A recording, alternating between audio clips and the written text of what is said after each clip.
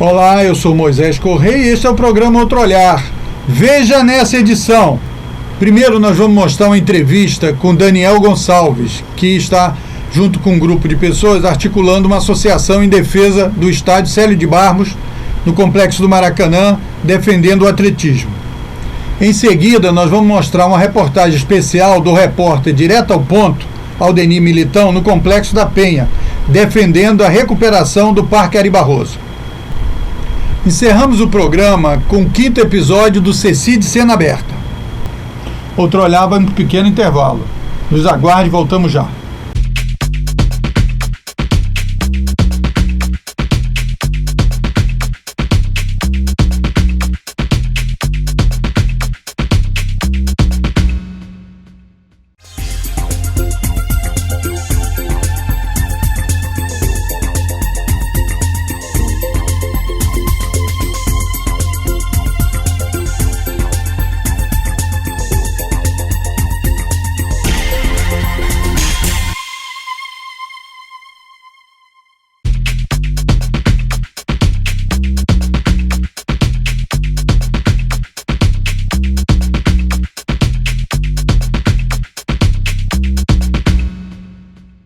Hoje, Outro Olhar tem a grata satisfação de receber Daniel Gonçalves. Daniel Gonçalves, há 15 anos, é formado em Educação Física.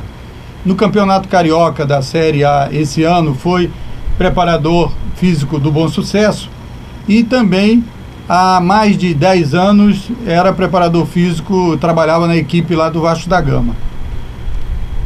O motivo de trazer o Daniel aqui no programa é a luta que ele está empreendendo com um grupo de pessoas em defesa do Célio de Barros. Então, Daniel, é um prazer estar com você aqui e saber por que defender o Célio de Barros ali no Complexo do Maracanã. Obrigado, Moisés. Meu alô, espectadores do Outro Olhar. Na verdade, essa luta aí é com a indignação de ter o estádio Célio de Barros hoje praticamente destruído. A pista foi completamente asfaltada. O propósito de fazer dali uma prática da atividade esportiva atletismo não está sendo concretizada. Enfim, então, nós da comunidade do atletismo, indignados, resolvemos fundar a Associação dos Atletas e Amigos do Estádio Célio de Barros, com o intuito de pressionar o poder público sobre a sua reconstrução, já que atualmente o estádio está em condições lastimáveis, não tem a mínima condição de ter nenhum tipo de utilização, servindo apenas como estacionamento para jogos no Maracanã, que é um absurdo, uma cidade olímpica, e a menos de 15 meses aí da competição alvo, a gente ter os nossos atletas aqui do Rio de Janeiro praticando a modalidade em outras pistas espalhadas aí pela cidade e pelo estado. Enfim, então montamos a associação, tem presidente, que é a professora Solange Chagas do Vale, o atleta olímpico Arnaldo de Oliveira é o nosso vice-presidente, sou o secretário-geral, e a gente se mobilizou. Hoje nós contamos com 700 associados. A gente se mobilizou para que, nas conversas aí com o secretário de esporte, enfim, com parlamentares, nós consigamos, enfim, ter a nossa praça esportiva de volta. Salientar aí que hoje o atletismo do Rio está sem seu coração, sem a sua casa, se encontra na UTI, porque não há como pensar em atletismo, não só no Rio de Janeiro como no Brasil, sem o Célio de Barros, já que ali passaram grandes atletas, tivemos várias competições de âmbito nacional e internacional. O estádio está presente desde a década de 50, ainda com pista de carvão, depois com as pistas de piso sintético, que são uma necessidade da Federação Internacional de Atletismo. E, enfim, então a gente se mobilizou para que pressionemos aí o poder público para que tenhamos nosso estádio de volta. Mas era bom, Daniel, que você falasse um pouco também que essa luta também está ligada às outras do Complexo do Maracanã, né? Então, quer dizer, aquela luta que aconteceu na época da Copa do Mundo, que tem a ver com o Museu do Índio, com Júlio Delamare, com o entorno ali do Maracanã, certo? A visão de privatizar o Maracanã, como foi feito, acabou destruindo as outras questões, as outras praças e tal, que eram voltado para a comunidade, né? Como é que isso ajudou a mobilizar esse grupo também? Bom, Moisés, no momento que nós iniciamos a luta do Célio de Barros, a gente contou com o apoio também, não só dos moradores da região, né, mas também de outras pessoas indignadas, não somente com o Célio de Barros, com a sua demolição, mas também com a possível demolição da escola Frenderrache, ou a possível demolição do Júlio Delamare. Enfim, então todos nós nos compatibilizamos com a causa, né, de preservar o polígono do Maracanã, já que ele está tombado, né, na esfera federal, pelo IPHAN, e respeitar a sua ideia original, que era de fazer daquele polígono não somente um local de desporto de alto rendimento, como é o caso do futebol com o estádio do Maracanã, ou com a pista de atletismo, ou com o Júlio Delamare, mas também um espaço onde a comunidade pudesse também, enfim, praticar atividades físicas, respeitando o artigo 217 da Constituição, onde reconhece o esporte como esporte educacional, esporte de participação e esporte de alto rendimento. Ora, com o estádio do Maracanã, com a pista do Célio de Barros, com a piscina do Júlio Delamare, grandes atletas passaram por ali. Mas a gente também não pode esquecer da iniciação esportiva, dos projetos socioeducacionais que permitiram que vários jovens e atletas se iniciassem, enfim, fugindo da criminalidade, tendo oportunidade de, através da prática esportiva, ter bolsas de estudos em escolas particulares, né, que existia até bem pouco uma prática bem disseminada, onde atletas que se destacassem também academicamente tinham o direito à bolsa de estudos, e também as pessoas que também não tinham, digamos assim, idade escolar, mas que necessitavam do esporte para efeito de obtenção de saúde, ou de melhoria de qualidade de vida, ou até mesmo de socialização. E tanto no Júlio Delamare quanto no Célio de Barros existiam programas para as pessoas adultas com esse enfoque. Então, a partir daí, a gente aderiu à causa também dos outros movimentos, para que nós restabelecêssemos o objetivo original do complexo do Maracanã, que é assim, um local, uma praça multiesporte, não somente do futebol, né, mas também das outras modalidades, com objetivo não só de lazer e entretenimento, mas também de socialização e obtenção de qualidade de vida e saúde. Eu acho, Daniel, muito interessante a sua abordagem, inclusive resgatando o que está na Constituição, né? Que eu acho que ali, aquele complexo, ele pode exatamente conseguir fazer com que o complexo do Maracanã é a aplicação da Constituição. Né? O que eles fizeram, pelo que você está falando, é exatamente focar num dos aspectos só que está na Constituição. E eu queria também que você abordasse um pouco essa questão da qualidade de vida, né? Porque, por exemplo, essa semana saiu uma pesquisa dizendo que 53% dos brasileiros estão acima do peso. Né? Então, quer dizer, como é que você vincula a qualidade de vida do conjunto da população apenas com aspectos esportivos de alto rendimento e eliminando espaços que trabalham uma visão mais ampla, como está na Constituição? Eu queria que você comentasse, falasse um pouco sobre isso. Bom, Moisés, curioso que a gente tem uma cidade, né, com toda a vocação para o esporte, uma cidade com condições climáticas, com condições geográficas, né, adequado para diversos tipos de práticas esportivas, e a gente tem uma ampla dificuldade de exercer isso na prática. A Olimpíada de 2016, ela serviria como legado não somente as instalações esportivas, as melhorias viárias, urbanas, trazer para o Rio de Janeiro aporte de capital, investimento em turismo, mas principalmente desenvolver na população uma conscientização da prática da atividade física. Infelizmente não é isso que a gente tem visto. Como você bem falou, a gente tem cada vez mais enraizado na nossa cultura a influência norte-americana, estadunidense, do imperialismo, enfim, e com isso vem os péssimos hábitos, principalmente alimentares, né? E com isso a população cada vez mais tendo a saúde deteriorada, o nosso sistema de saúde não é um sistema de saúde, é um sistema voltado para a doença, não existe prevenção. Então a gente teria, assim, várias possibilidades. É claro que a zona sul do Rio ela é mais propícia, tem mais possibilidades de prática de atividade física ao ar livre. Obviamente a população da zona sul é de poder aquisitivo maior do que o restante da cidade, então tem mais disponibilidade de tempo, conseguem, enfim, por melhor infraestrutura dos meios de transporte, tá mais tempo em casa, consequentemente com a família, então destina-se mais tempo à prática de atividade física, tem recursos para inserir-se também numa academia, mas não é isso que a gente vê nas demais regiões, na zona norte, na zona oeste do Rio de Janeiro. O ideal era que todos esses equipamentos esportivos também fossem destinados à população de maneira geral.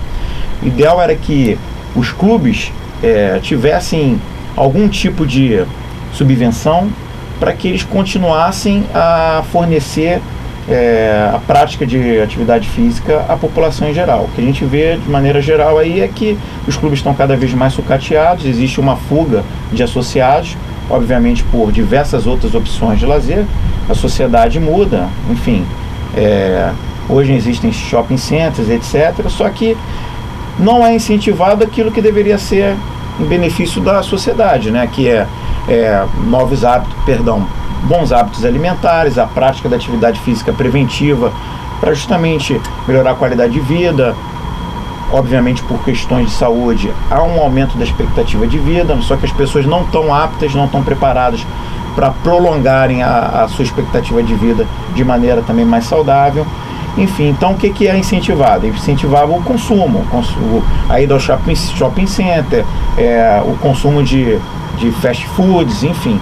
Mas a gente sente uma carência grande aí de uma política pública voltada para a atividade física em geral, uma política pública voltada para a saúde, com prevenção e não somente para o restabelecimento, para o combate à doença.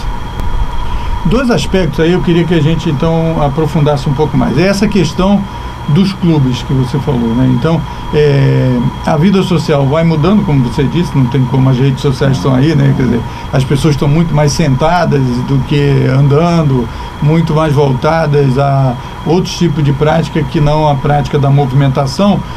E os clubes também, esse sentido de articulação de clubes, né? Que seriam atividades mais privadas, né? Quer dizer, que determinado grupo de pessoas se une para o seu lazer ou para o seu trabalho em conjunto. Como isso está reduzindo, há uma necessidade então de ocupação desse espaço maior, de um incentivo público. Eu acho que eu entendi por esse lado. Então, como é que você vê os outros espaços de uma cidade olímpica como o Rio de Janeiro, certo? Que movimento você está sentindo que está existindo ou não está, e é necessário que seja desenvolvido, para ocupar essa retirada dessa modalidade de articulação clubística e tal? A gente percebe cada vez mais existe uma política de negócio no nossa cidade, no nosso estado. Me surpreendeu há algumas semanas de declarações sobre o que seria feito com esses equipamentos que estão hoje localizados no futuro Parque Olímpico. Quem seriam responsáveis pela manutenção e o desenvolvimento desses locais, né? E para minha surpresa, eles querem fazer alguma coisa bem parecido com o que foi feito com o Maracanã. Eles querem privatizar, terceirizar. E obviamente que o empresário que adquirir esse espaço, ele vai querer transformar aquilo numa fonte de negócio. Então nem sempre ele vai destinar aquele espaço à real prática de sua construção, seu objetivo inicial, né? E eu acho que o Estado tem que assumir esse papel. Qual o papel? O papel de propiciar à população em geral a prática de atividade física nos bens que são nossos, né? Afinal, o que está sendo construído é com dinheiro nosso. Nós somos contribuintes, pagamos nossos impostos, então a gente quer que isso seja revertido para a gente novamente, após a Olimpíada. Como? Em uma série de programas onde que se atenda esses três pilares da atividade física. O desporto de alto rendimento, o desporto de participação, onde qualquer um de nós possamos aplicar a nossa atividade física num ambiente agradável e bem estruturado, e também na iniciação ou no aspectos socioeducacionais. A gente vê uma enorme carência na Zona Norte, na Zona Oeste, de equipamentos ou de locais para a prática realmente de atividade física. A gente vê hoje iniciativas privadas, como são as academias, enfim, e obviamente o empresário ele quer ter o lucro, né? Mas a gente não percebe nenhum tipo de estruturação. Uma outra situação seria desburocratizar o acesso à atividade física, o acesso ao esporte. Claro, hoje, devido à monocultura do futebol, a gente tem nas praças um campinho de futebol, uma quadra de futsal, onde as pessoas ali se socializam ou têm um lazer jogando seu futebol, ou até mesmo praticam atividade física jogando futebol. Mas a gente não vê nenhum tipo outro de incentivo a outras práticas esportivas. Não poderia ter uma mini pista de Cooper, como é feito também no espaço externo do Maracanã, nas outras praças, não digo praça esportiva, eu digo praça pública mesmo, enfim, um local onde também pudesse praticar algum outro tipo de modalidade, enfim, existe hoje um projeto destinado à terceira idade, né, principalmente nas manhãs, que seria bastante interessante o seu prosseguimento, mas com ampliação para os outros ramos, né, para outro público, né, digamos de faixa etárias, né, um profissional de educação física, enfim, com um outro profissional da área da saúde, um enfermeiro, para que desse o pronto atendimento num caso ali de um mal-estar. Isso que a gente sente falta, que o sistema de saúde seja realmente de saúde, e a atividade física ela é saúde, e não seja um sistema de doença. A gente percebe hoje somente o combate à doença, e cada vez mais as pessoas procuram os hospitais, cada vez menos leitos, e cada vez mais a situação da saúde de maneira geral vai se deteriorando. Agora, voltando um pouco à nossa origem lá do Célio de Barros, qual é a situação real atual? A partir dos contatos que vocês já fizeram, essa direção aí da associação, essa comissão inicial da associação, qual é o estágio atual? O Célio, porque o governo, obviamente, eu também ando lá no Maracanã, e a pista ela não foi terminada, porque o traçado dela não concluiu, porque não se derrubou o Museu do Índio, que foi uma coisa positiva, e também não se colocou um outro traçado. A pista mesmo que existe ainda não está, tem muitos defeitos nessa pista, e uma construção ou uma reforma que tem pouquíssimo tempo. E o Célio de Barros, que você mesmo falou que eles já destruíram a pista, não tem nenhuma perspectiva, não tem prazo, não tem nada ainda. Quer dizer, o que a gente pode fazer além? Aí você usa aqui o nosso programa para divulgar o que você falou que tem 700 sócios. Então, primeiro, qual é a situação concreta do Célio de Barros? Qual é o estágio? O que o poder público já disse sobre o Célio de Barros, que vai acontecer? Então, atualizar as pessoas e como é que as pessoas podem participar, se podem participar dessa associação, contribuir de alguma forma com ela. Bom, hoje a posição que a gente tem, né, do secretário estadual de esportes, o Marco Antônio Cabral, é que a partir de 2016 será aberto o edital, né, para que as empresas, né, construtoras interessadas participem, e aí sim para que tenhamos o início das obras em 2017 e a sua finalização entre 2017 e 2018, né? Isso foi até passado, isso nos atende parcialmente. A gente fica feliz pela possível ou pelo compromisso, né, público de reconstrução do estádio, mas nós queríamos o estádio pronto antes da Olimpíada, porque é algo inimaginável, uma cidade olímpica sem um equipamento dessa importância. Na verdade, o atletismo do Rio ele foi penalizado pelo fato do Rio de Janeiro ser uma sede olímpica e uma sede de Copa do Mundo, porque se não tivesse Olimpíada nem Copa do Mundo, o estádio estaria lá intacto. Então, é uma inversão de valores de papéis.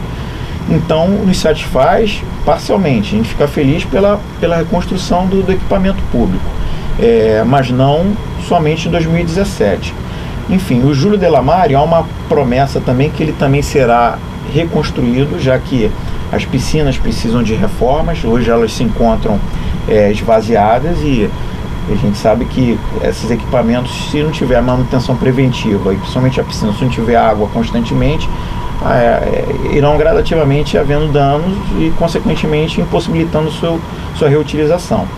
Eles precisarão reconstruir a ponto de do Júlio Delamare ser evento teste para a Olimpíada de 2016, que eles vão utilizar o Júlio Delamare para eventos de outros eventos náuticos, aquáticos, como polo aquático, nado, sincronizado. Então, a promessa de reconstruir o quanto antes esse estádio.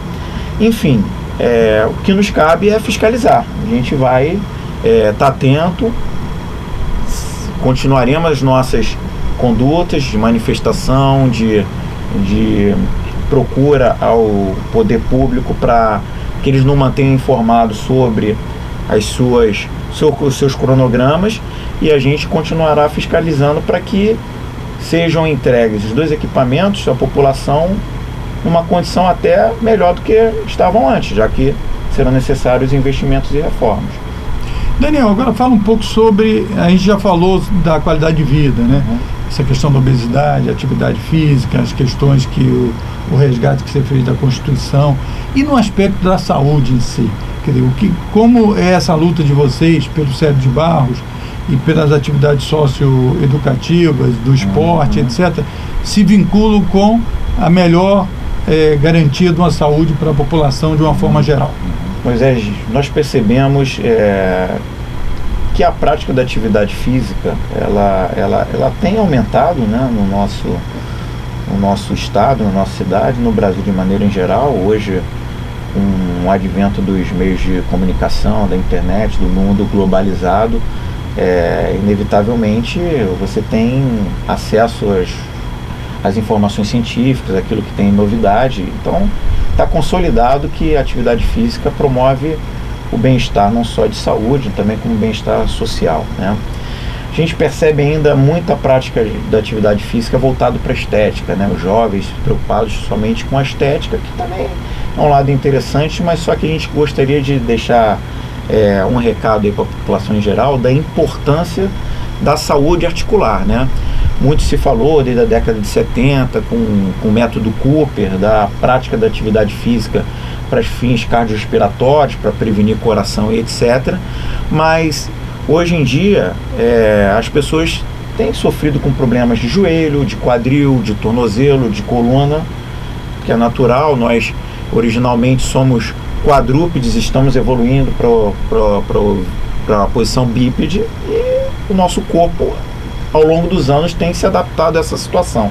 Então é inevitável que, com o aumento da expectativa de vida, com as diversas solicitações do cotidiano, que alguma ou outra articulação venha a sofrer algum dano. E a maneira de prevenir isso é através do trabalho muscular, já que o aparelho humano, né, o aparelho nosso locomotor, ele é todo interligado, ele é ósseo, mioarticular, ou seja, é osso, músculo e articulação. A articulação, existem danos nas articulações, nas cartilagens, que quando existem esses danos são irreparáveis, inevitáveis.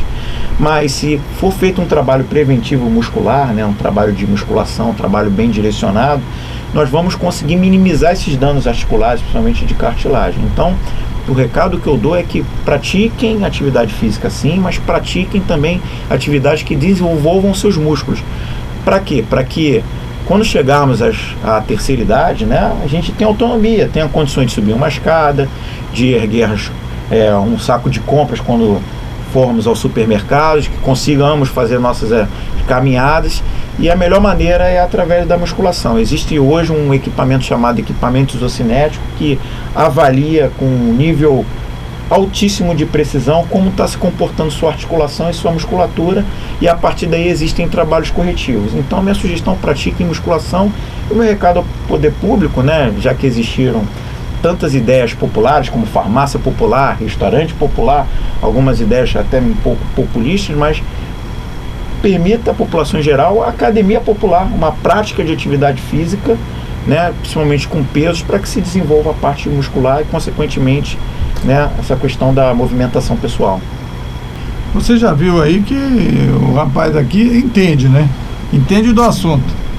Daniel, então vamos encerrar. Eu te queria saber, esse interesse seu pelo atletismo, por essas questões mais coletivas, etc. Tal, conta um pouco para os nossos telespectadores como é que surgiu isso. Você me contou que você ganhava as corridas todas aí na escola, e daí a partir daí você se desenvolveu. Eu queria que você falasse um pouco de você e a sua família, esposa, sogra, etc. Também atuam nessa área do atletismo e da questão da educação física.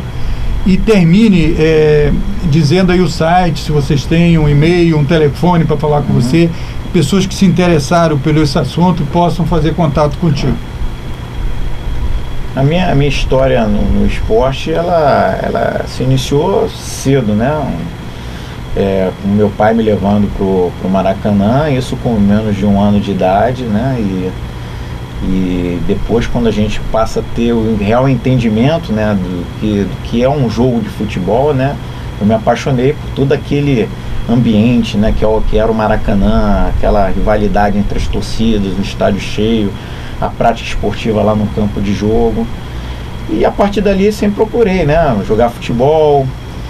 Fazia na escola, né, falando do Pedro II, do Maitá, da primeira turma do Pedrinho, né, que é o ensino primário, né, tive primário fundamental lá. Então a escola incentivava, existia a Olimpíada anual e eu sempre me destaquei nos eventos de corrida, eu nem sabia que tinha esse talento.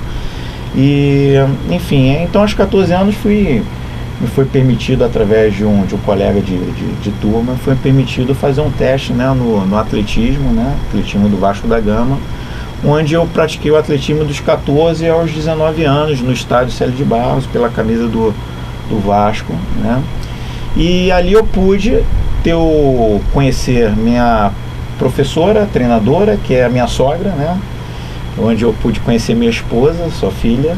Então nós casamos, nós nos conhecemos na pista do Célio de Barros. Então esse meu envolvimento com o estádio transcende, é uma questão pessoal, familiar, né? Então está tudo interligado. Mas eu sempre tive uma paixão, né? Apesar de o atletismo ser um esporte individual, né? Mas sempre tive uma paixão pelos esportes coletivos, pelo futebol. E eu sempre fiz da minha vida escolar, né, uma possibilidade de eu conseguir ingressar numa universidade pública para cursar o curso de educação física e continuar no esporte. Escolhi a vertente do alto rendimento, fui treinador de atletismo da seleção brasileira, mas consegui depois trabalhar no futebol, que é uma das minhas grandes paixões. Fiquei 3 anos trabalhando no Clube de Regatas do Flamengo e depois 2 anos no Vasco da Gama. Então eu percebo aí que, apesar de ser um esporte coletivo, eu sempre faço uma analogia com o atletismo, mesmo sendo esporte coletivo, se valoriza muito o indivíduo no esporte coletivo, né? O camisa 10, aquele craque, o atleta que faz a diferença, o foco é sempre no drible, o foco é sempre na tomada de decisão no 1 contra 1 e se esquece um pouco dos aspectos coletivos. E os aspectos coletivos hoje no futebol são os aspectos táticos. Na verdade, o futebol é um esporte oriundo do rugby, que tem origem belicosa. A origem é ganho de terreno, com uma série de terminologias e manobras militares. Claro que hoje, em tempos de paz, muito dessas questões não estão mais em voga, mas uma tropa ela só vai ser bem sucedida se tiver todas as manobras bem coordenadas e bem definidas. E é a mesma coisa uma equipe de futebol. E o que a gente percebe aí com essa Copa do Mundo, esses 7-1, que esse aspecto individualista, que é o reflexo da nossa sociedade hoje em dia, há uma dificuldade, uma antítese da conscientização coletiva, que é até a tese de Émile Durkheim, né, que é um filósofo francês.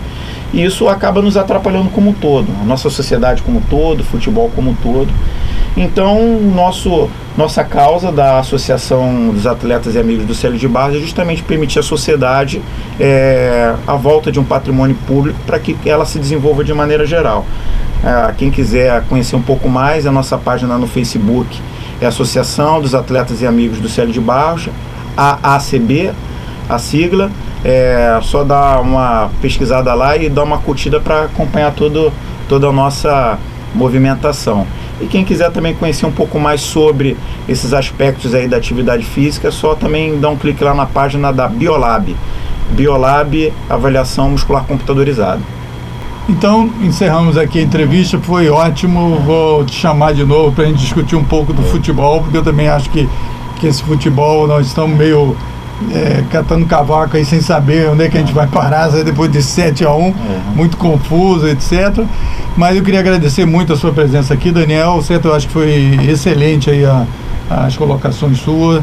Eu acho que a gente tem que se integrar aí nessa luta pelo Célio de Barros e por outros espaços do esporte, que não seja só o futebol, por mais que a gente goste de futebol e deve curtir o futebol, praticar e tal, mas tem outras atividades que tem a ver com saúde, com qualidade de vida. Eu acho que foi excelente. E diga também aí essa sua Biolab, qual é o site, para o pessoal que quiser ter mais conhecimento, fazer um teste lá de aptidão física para o esporte, certo?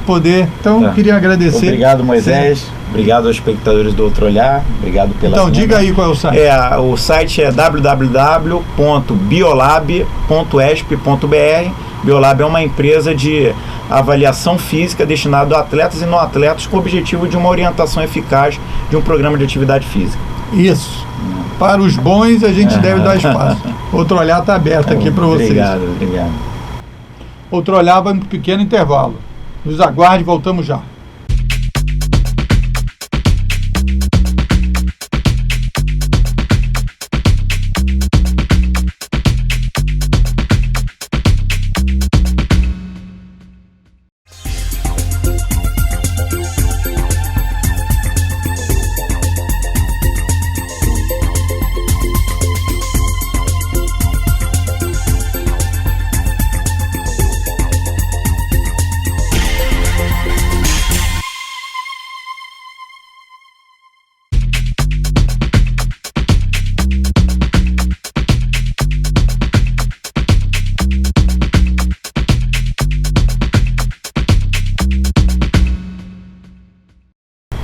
O outro entrevistado nosso hoje é o Aldenir Militão, que eu já mostrei aqui no programa Outro Olhar, que é o repórter direto ao ponto, lá do Complexo da Penha. Nós vamos abrir um espaço no programa de hoje para você apresentar a reportagem que você fez lá sobre a recuperação do Parque Ari Barroso. Então fala rapidamente o que você fez nessa entrevista e depois nós vamos mostrar a entrevista. Pois é, nós estamos com a entrevista com o ativista Flávio Lara, que já vem lutando há anos, né, contra a degradação do parque, né, vem lutando para revitalizar o parque. Já tentou os órgãos públicos, Parque do Jardim, Ministério Público, Secretaria de Meio Ambiente, e até agora a única coisa que fizeram foi plantar algumas árvores lá e mais nada. O mato está crescendo, lixo para tudo enquanto é lado. Então ele pediu essa força para que fosse ao ar, né, para que o poder público tomasse ciência e visse que tem outras pessoas fazendo esse movimento para poder trazer de volta a vida do Parque Ari Barroso. Então, para o pessoal aí que não é da região da Penha, o Parque Ari Barroso, ela fica ali na Penha Circular, né, perto da estação de trem da Penha Circular, perto daquela grande empresa, né, de tecido. E Demilos. A Demilos e a empresa de ônibus Nossa Senhora da Senhora de Lourdes. De Lourdes e tal. Ali tem até um negócio do BRT, não é isso? Isso. E ali tem uma UPA também, não é isso? Tem a UPA. Dentro do Parque Ari Barroso tem a UPA, ao lado do Hospital Getúlio Vargas. Isso, exatamente. Essa região ali, quantas pessoas são atendidas e esse parque poderia ser, já foi, né? Quer dizer, em outras épocas, quando ele era mais bem tratado, atendia muitas pessoas. O que as pessoas fazem? Caminha, usam o parque para lazer? As pessoas usam o parque para diversas atividades. Lazer, já teve até gravações de clipe, gravações de novela lá no parque, clipe de casamento, debutante. E hoje aquilo está tudo parado, está abandonado o parque. Infelizmente, a população vem sofrendo que está com o espaço restrito e não tem nenhuma atividade mais dentro do Parque Ari Barroso. Então nós queríamos chamar a atenção aqui no programa Outro Olhar para o setor público, para a prefeitura. Eduardo Paes, aí tem que recuperar o Parque Ari Barroso ali na Penha Circular. Então vamos mostrar agora, certo, um resumo do trabalho feito. A primeira parte, no programa seguinte nós vamos passar a segunda. Repórter direto ao ponto, Aldenir Militão, direto do Parque Ari Barroso. Eu sou Aldenir Militão, estamos aqui com mais um Direto ao Ponto. Estamos hoje aqui com Flávio Lara, um ativista que vem lutando há anos pela revitalização do Parque Ari Barroso. Como vocês podem ver,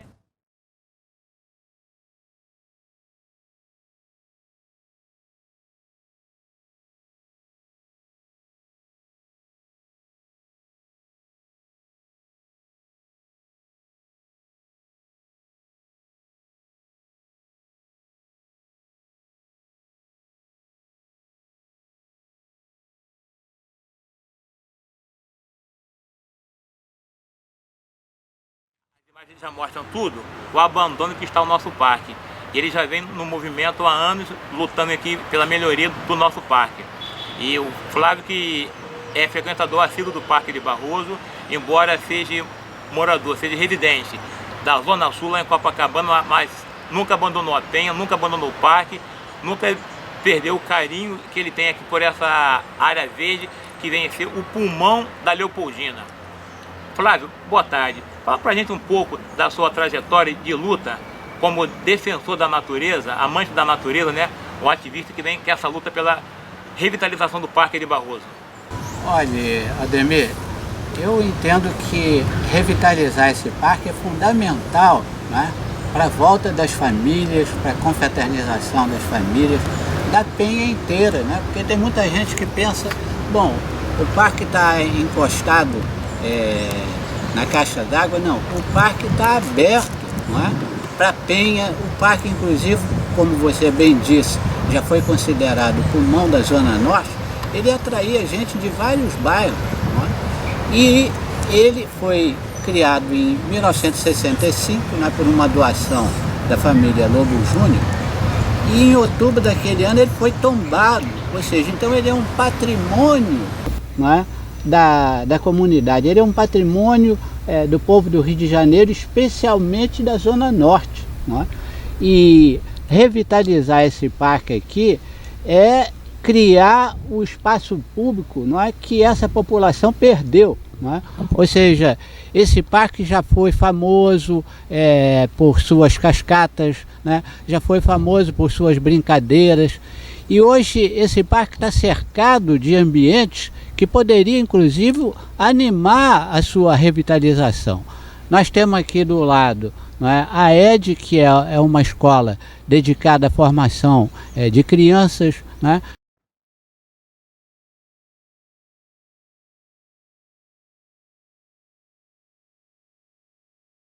Nós temos o Hospital Getúlio Vargas,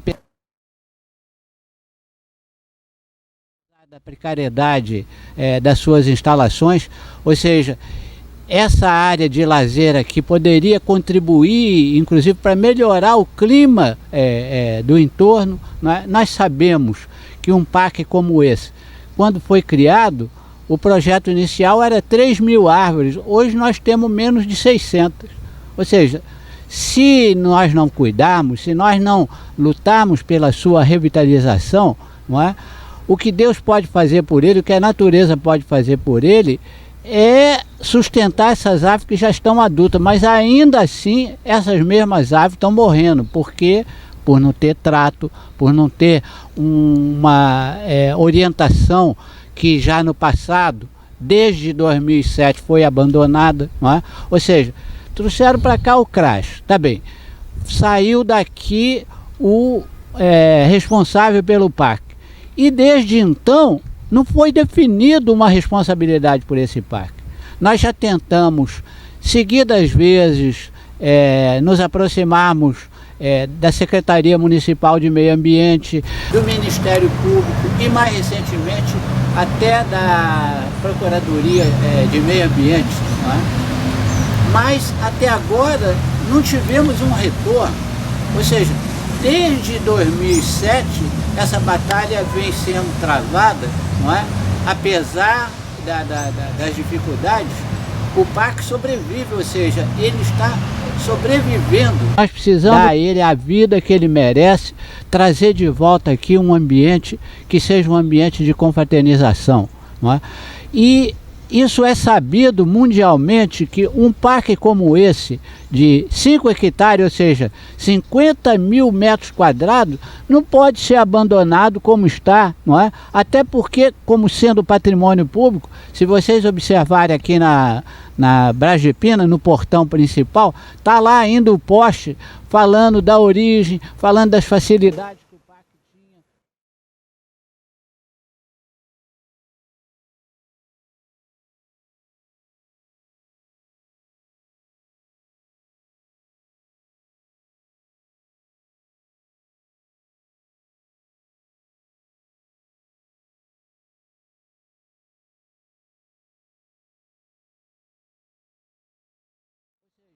Não tem Por que nós não recuperarmos? E a recuperação não deve depender só da administração pública. A recuperação depende não só da vizinhança do parque, do povo da Zona Norte, da Penha especialmente, mas também ela deve depender, ela deve merecer um olhar mais caridoso, um olhar mais cuidadoso das empresas que estão aqui, não é? E é esse o nosso objetivo, de correr atrás dessas empresas para nós revitalizarmos esse parque, para nós reconstituirmos, não é, a benesse que esse parque já foi desde a sua criação. Esse parque aqui já está na memória do povo da Penha. Ou seja, ele é mais do que um patrimônio arbóreo, um patrimônio paisagístico. Ele é um patrimônio cultural, ele faz parte, inclusive, da memória do povo da Penha. Aqui já se realizou muitas festas de casamento, muitos batizados, ou seja, aqui foi o ponto de encontro, não é, da camaradagem, do entrosamento das famílias que residem nessa região. E hoje ele está em condições de retomar essa coisa, porque esse é o destino dele, ele foi criado para isso, ele foi doado, não é, para um município pela família Lobo Júnior, para que assim ele se constituísse.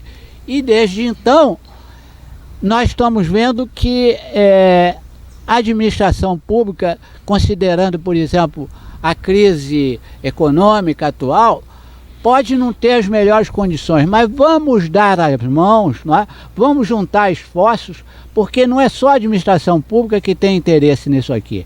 Toda a comunidade e especialmente as empresas que estão aqui no entorno, que poderão ter, não é, a sua projeção através desse benefício, poderão apadrinhar partes desse parque, sejam as árvores.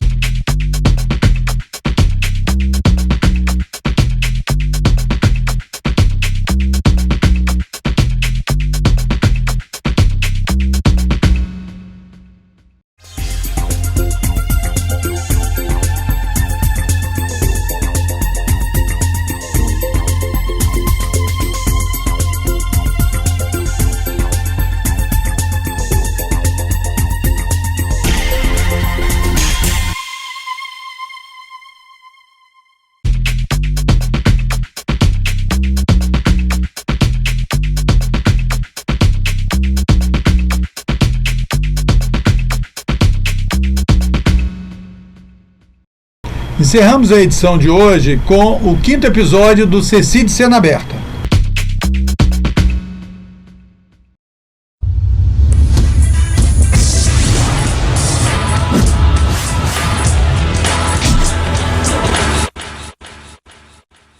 Olá, seja bem-vindo ao CECID Cena Aberta. As legendas são recursos fundamentais para apresentar a pessoa que fala.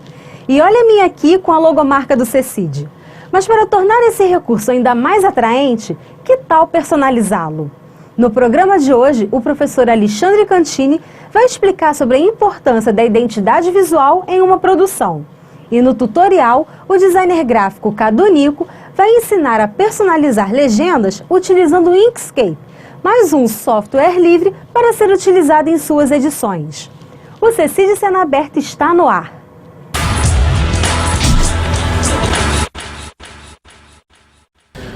Olá pessoal, estamos aqui com o Alexandre Cantini, professor da PUC, que vai falar conosco sobre identidade visual. Tudo bom, Cantini? Tudo bom. E aí, cara, como é que você pode dizer em poucas palavras para o pessoal, fazer uma coisa assim, com um layout aceitável, umas dicas bem básicas para a gente poder começar a trabalhar com identidade visual de vídeo?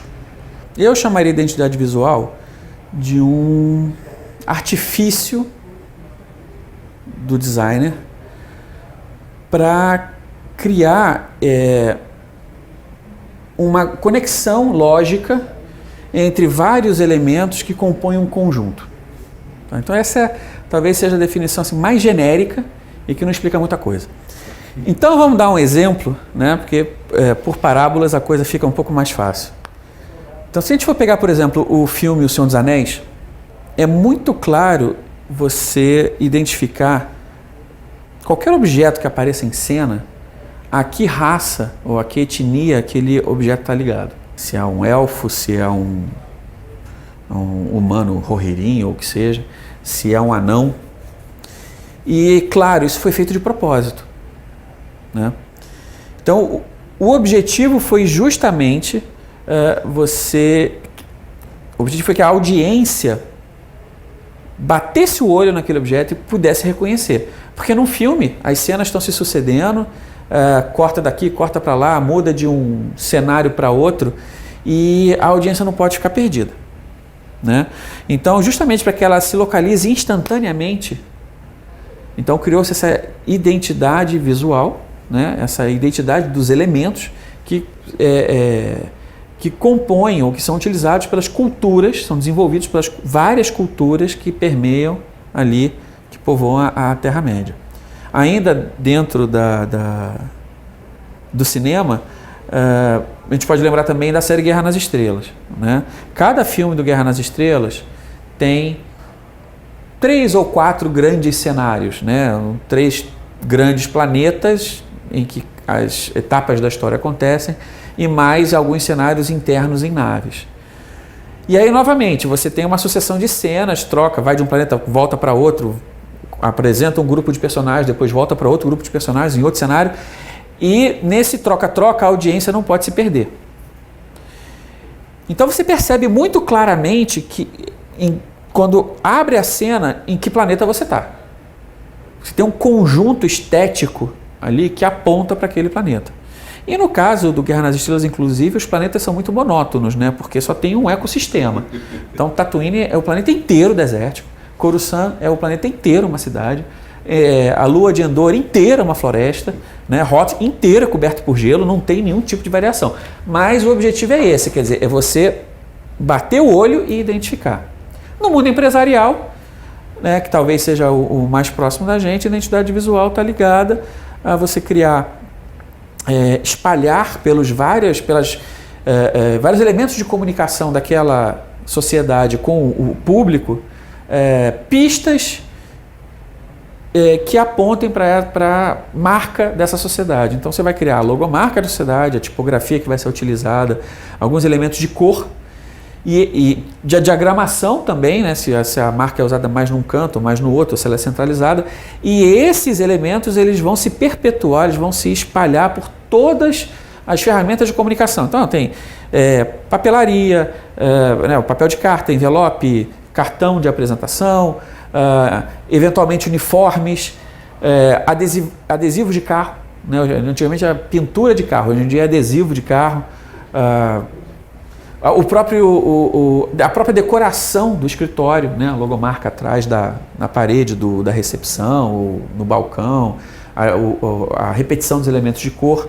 A ideia é que qualquer pessoa que olhe qualquer pedaço dessa empresa, né, espalhado pelo mundo, qualquer elemento possa de cara identificar como sendo fazendo parte daquele conjunto. Então, para vocês, até o próximo bloco.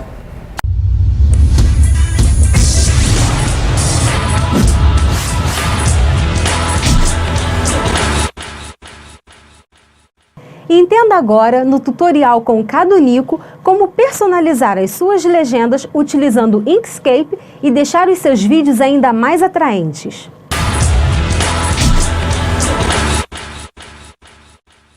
Olá pessoal, vocês viram o cantinho a importância de uma uniformidade visual para a criação de uma filmagem em si.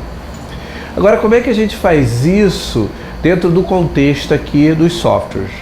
Lembra que na outra aula nós pegamos um template pronto do OpenShot e inserimos animações assim por diante. Nessa aqui nós vamos aprender a criar um template, certo? Usando o mesmo recurso que a criação de títulos. Vamos lá? Então eu estou aqui com o OpenShot aberto e já tenho um vídeo na trilha mais aqui embaixo.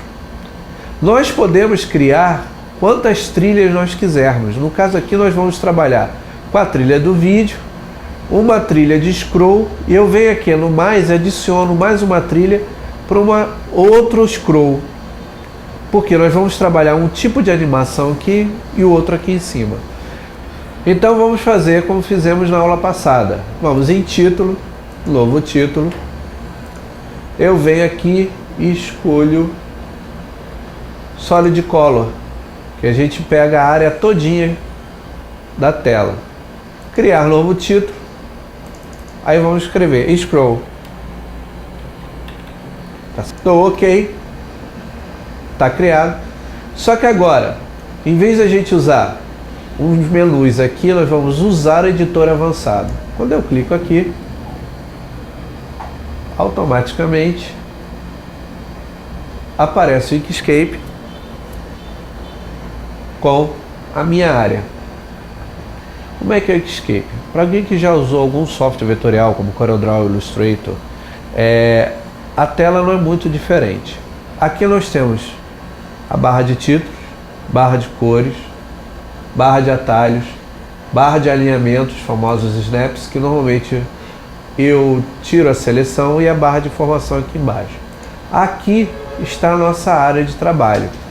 Então a primeira coisa que eu vou fazer é importar as imagens do logotipo do programa. Eu venho aqui no botão importar, vou lá em projeto, bruto, e seleciono a claquete. Abrir ou embutir. Dei ok. Posiciono a claquete onde eu quero. Vou importar de novo e pego o filme 1.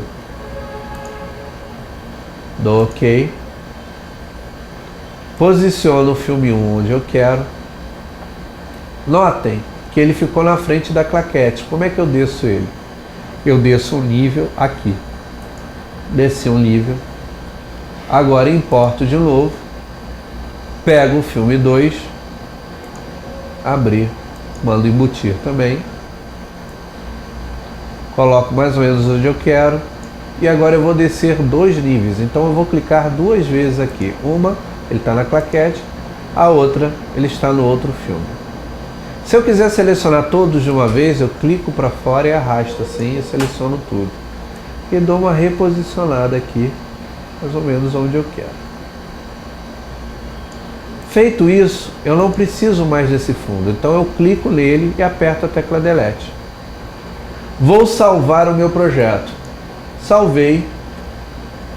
Fechei o projeto. Ele automaticamente é atualizado aqui na minha área de trabalho. Basta eu clicar em aplicar. Ele está aqui. O scroll. Então se eu vier aqui, clicar, der play, ele aparece. Certo? Só que se eu quiser fazer um scroll mais avançado, que essa claquete tenha uma animação e essas duas tenham outro, é muito simples. Botão direito do mouse em cima do projeto, certo? Editar título Inkscape. Eu pego esses 2 filmes, clico no primeiro, Shift no segundo e deleto. Só fica a claquete. Eu venho em Arquivo, Salvar como. Ele já tem uma área própria do thumbnail, mas eu não quero isso. Eu quero salvar na área de trabalho, Projetos, Bruto, Scroll 01 e salvei. Dou Ctrl Z, recupero os meus filmes. Agora eu clico na claquete e deleto e salvo de novo. Arquivo, salvar como, não salvar, senão você vai salvar por cima. Coloco o scroll 02. Salvei. Volto para o OpenShot, botão direito, importar arquivos. Eu vou pegar o scroll 1 e o scroll 2 e vou adicionar na minha área de projetos. Só que agora aqui eu vou deletar o scroll antigo, parar no ponto em que eu quero, vou puxar o scroll 2 para ser o fundo, o scroll 1 para ser a frente e dou play. Notem que ele obedece direitinho as transparências. Então, estando tudo na hierarquia correta, nós vamos animar, fazer as animações independentes. Eu quero que o filme venha da direita para o centro e que a claquete venha da esquerda para o centro. Então vamos animar os dois como animamos na última vez. Eu vou puxar o scroll 2, jogar para cá, vou vir em propriedade, duração 1 segundo, apliquei, joguei ele para o início, vou animar e da direita para o centro, fiz. Agora eu vou pegar o scroll 1, fazer a mesma coisa, botão direito mouse, propriedade, duração 1 segundo, aplicar, jogo ele para o início, botão direito do mouse, animar da esquerda para o centro. Então se eu tocar a animação agora,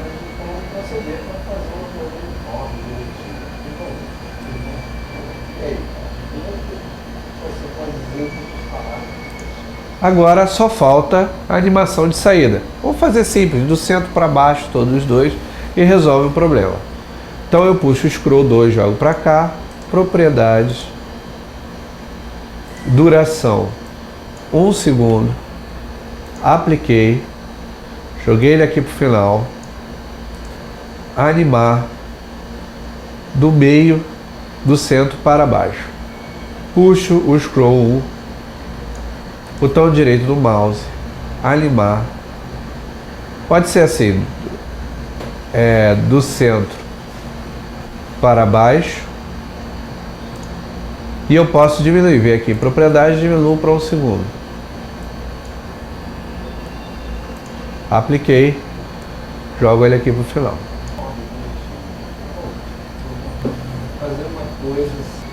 Botão direito do mouse, editar título no Inkscape.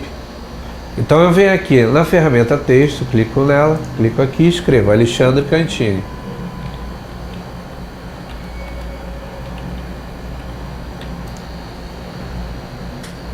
Aumento o texto, posiciono onde eu quero, mudo a cor.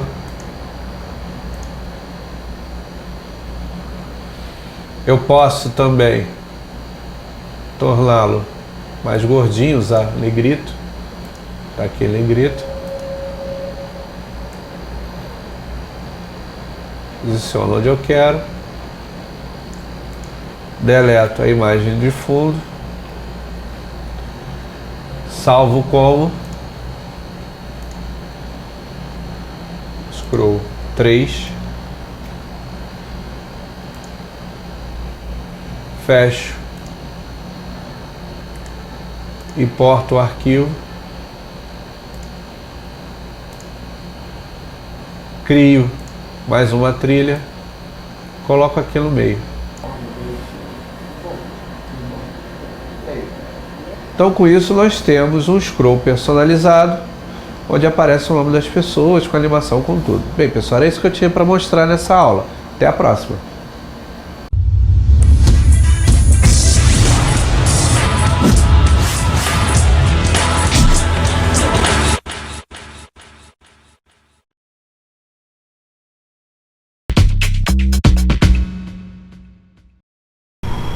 Outro Olhar vai ficando por aqui.